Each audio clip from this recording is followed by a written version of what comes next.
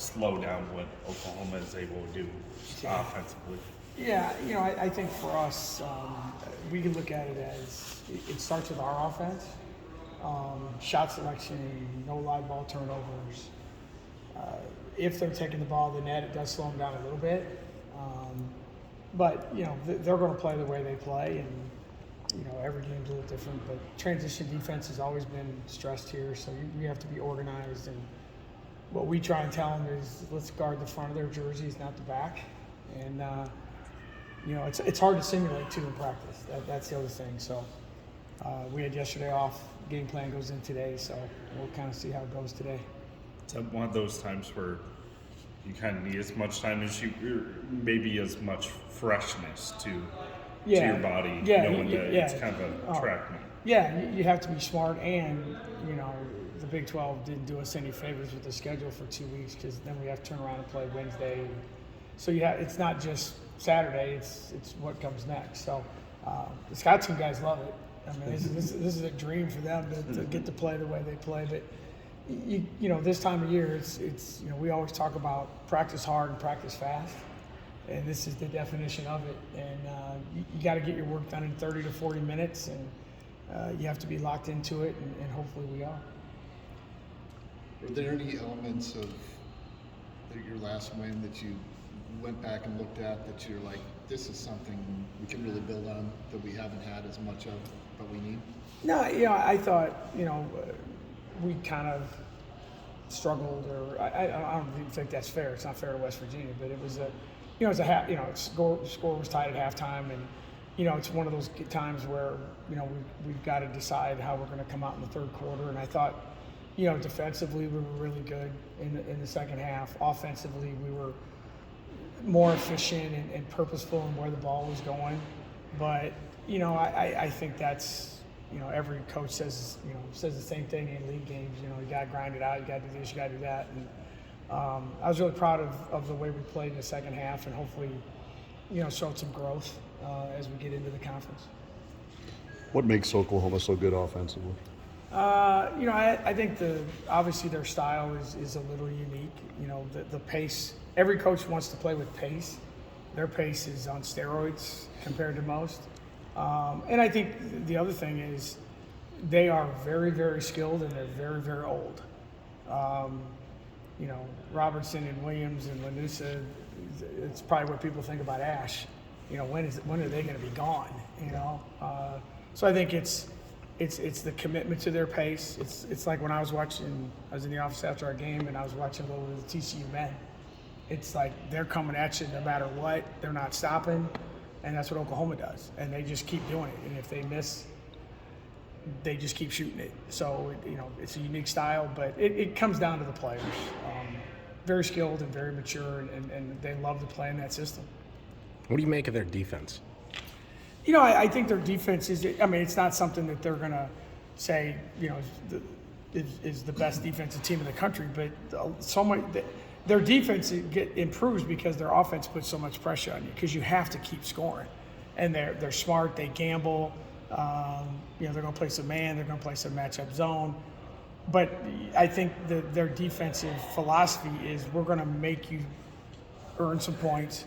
But again, the pressure they put on you offensively helps their defense. And they're not a team that's going to block a ton of shots, but they're going to get in gaps. And everyone talks about defensive averages, and I think one of the biggest analytics is part of the game, but one of the bigger stats is point differential. They give up 65, 70 points. Everybody's like, that's a lot of points. Well, they're scoring 90. So there's a lot of possessions in a game. So, we just got to be really smart. We've got to take better care of the ball than we have the last two games, and we're gonna have to make some shots. We're gonna see some zone, and 10 for 52 ain't gonna cut it from the 3-point line. So, we're gonna get some looks, and we gotta hopefully have a night that we make a couple, and hopefully the guys left some good karma for us when we go down there. You get tired of us asking about that, the 3 points. No. But does it get to a point where you're just, because of track record, that can't last? Breakthrough is going to come. And I'm sure it's happened in the past where you have lots of you hope so. And Ash's numbers are really good. M's numbers are really good. Steph's numbers are solid. It's just, the other group, with Nay and Lex and Nye and Maggie, it's just unfortunately those four are kind of off a little bit. So, that's the nature of the game, though. I mean, you shoot 33% from the three. Most people would say that's okay. Obviously we're slightly below that, but you walk a fine line if you say, well, you better not shoot it because you're not going to make it, kind of thing. But we're going to keep shooting it, and when that shot's available, and they've all made it a ton of times, and you just got to believe that it's going to happen. And we've had games where it has. It's just unfortunately when it's gone bad, it's gone really bad. We haven't had just those, 8 for 26 where everybody's like, it's not great, but it's okay.